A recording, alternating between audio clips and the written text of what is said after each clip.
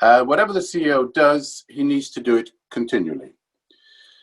The interface between the board and the management team, between the chair and the CEO, is one of tension. And actually, it is deliberately so, and it is a tension that we need.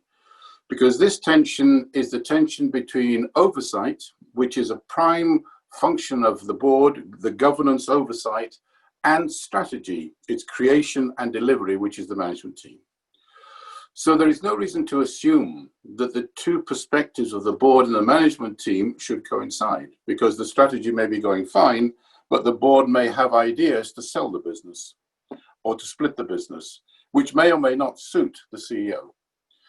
Now, when we looked at some statistics, and the statistical base is about 19,500 top teams and about 5,000 boards across 43 countries, there were certain interesting trends which had nothing to do with gender, nothing to do with religion, background, country, ethnicity. About 34% of top teams are divided on the mission, strategy, and vision of the organization. And funnily enough, the boards are finding it very difficult to intervene and do something about that.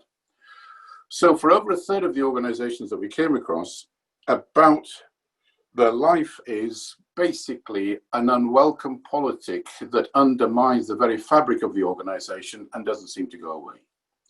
The second statistic was when you hear a scandal, when something goes wrong or a merger and acquisition doesn't quite work out, and the statement is made, well, I didn't quite know this was happening.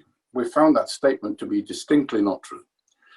100% of board members and top team members know exactly what's happening. They may not know the details, but the problem is raising an uncomfortable issue. So about 67% of our sample found it very difficult to raise that relevant and comfortable issue, and in fact were complicit in slowly allowing the organization to deteriorate. And the third statistic was the board itself.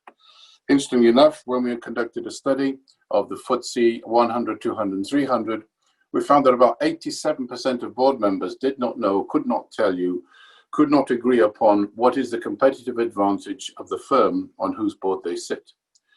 Now, this is serious, because if you have papers put in front of you which basically say, let's buy this power plant in Bucharest or elsewhere, on what criteria are you actually going to accept that particular proposition and go ahead?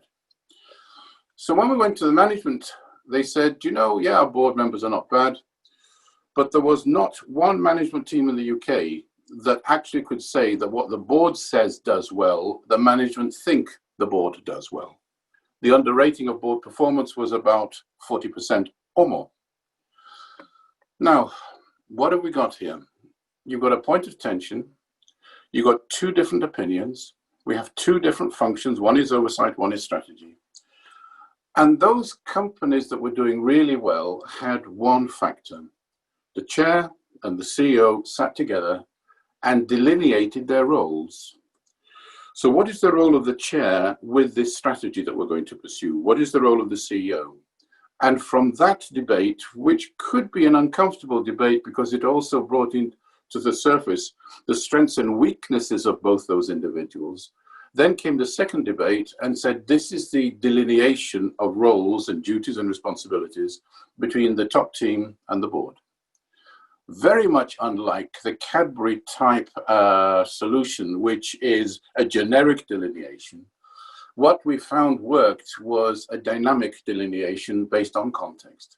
This company, at this point in time, with this strategy and this chairman and this CEO need to sit and discuss what are they going to do in order to achieve the strategy that they want.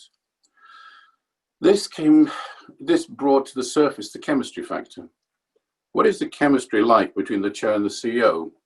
And funnily enough, we found that not to be as significant as some of our attendees thought it would be. What was significant was evidence. What is the evidence that the role of the chairman and role of the CEO should be like this, based on this strategy? So a delineation of duties, evidence-driven, which is clear, which is time-framed, it's for the next 3 years, next 5 years, next 2.5 years. That was the basis for improving the relationship between the board and the management team, the chair and the CEO. Thank you.